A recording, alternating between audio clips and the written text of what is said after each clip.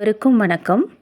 என் முதல் தெய்வமான தாய் தந்தையரை வணங்கி, ஜோதிடத்தில் இதுவரை எனக்கு வழிகாட்டி கொண்டிருக்கும் அனைத்து ஜோதிட ஆசான்களையும் வணங்கி, என் குலதெய்வத்தின் ஆசீர்வாதத்துடன் எனது உரையை துவங்குகிறேன்.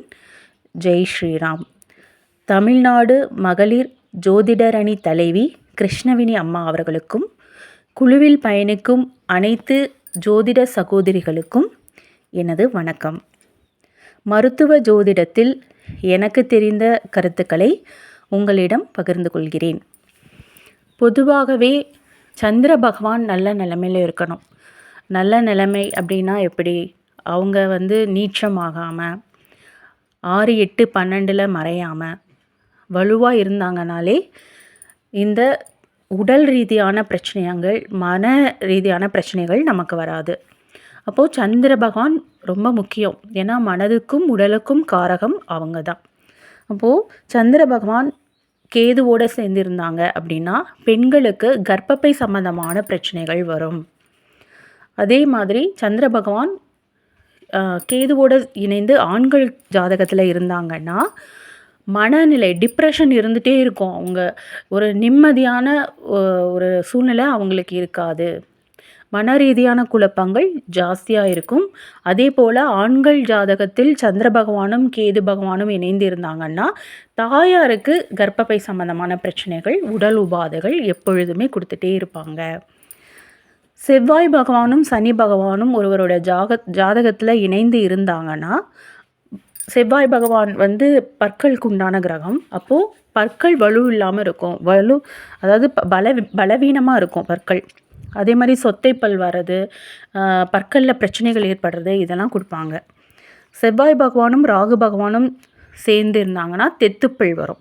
தெத்துப்பல்லே பார்த்திங்கன்னா அழகாக, ஒரு சிலருக்கு அது பார்க்க அழகாக இருக்கும், ஒரு சிலருக்கு அதை பார்க்கறதுக்கு நல்லா இருக்காது. அவங்க பற்கள் தெத்துப்பல்லாக இருந்தாலும் பார்க்க லட்சணமாக இருக்காது. இப்போ அந்த மாதிரி இருக்கிறவங்களுக்கு செவ்வாய் பகவானும் சனி பகவானும் சேர்ந்துருந்தாங்கன்னா அந்த தெத்துப்பல் கூட பார்க்குறதுக்கு அழகு இல்லாமல் இருக்கும், ரசிக்க முடியாத மாதிரி இருக்கும். அதே மாதிரி சரிசமமாக இல்லாமல் கோணல் மாணலாக இருக்குது ஒருத்தங்க பல் அப்படின்னா செவ்வாய் பகவானும் கேது பகவானும் இணைந்திருந்தால் அந்த மாதிரி பற்கள் ஒரு வடிவமைப்பு இல்லாமல் பார்க்குறதுக்கு சிறப்பாக இருக்காது. புதன் பகவானும் சனி பகவானும் அது இணைந்து இருந்தாங்கன்னா தோல் சம்பந்தமான பிரச்சனைகள் அவங்களுக்கு இருந்துகிட்டே இருக்கும். என்ன மருந்து போட்டாலும் சரி அது குணமாகாது, புதன் பகவானும் சனி பகவானும் இணைந்திருந்தாங்கன்னா. அதே மாதிரி நரம்பு சம்பந்தமான பிரச்சனைகள் ஜாஸ்தி இருக்கும். கால்களில் நரம்பு பிரச்சனை ஜாஸ்தி இருக்கும். அடிக்கடி அவங்களுக்கு கால் பிடிச்சிக்கும், விருத்துக்கும். அது மாதிரி புதனும் சனியும் சேர்ந்துருந்தாங்கன்னா காலில் நரம்பு பிரச்சனை ஜாஸ்தியாக இருக்கும்.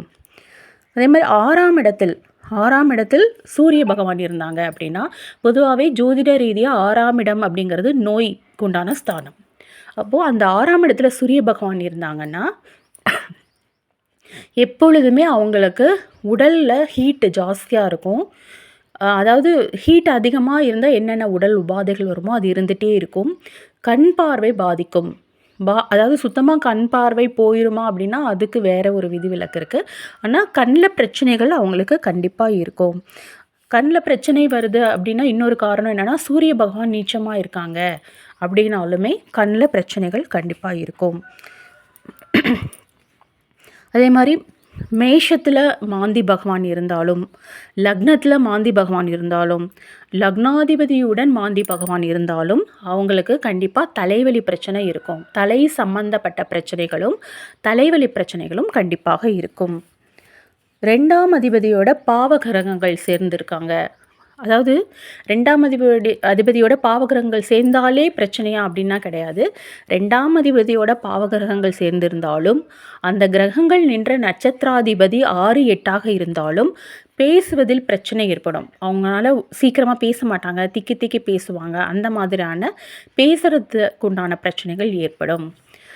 எனக்கு தெரிந்த ஜோதிட கருத்துக்களை உங்களிடம் பகிர்ந்து கொண்டதில் ரொம்ப சந்தோஷம். இதற்கு வாய்ப்பளித்த கிருஷ்ணவேணி மேடம்க்கு நன்றி. என் பெயர் எஸ் ஜெயந்தி. நான் நாமக்கல்லேருந்து பேசுகிறேன்.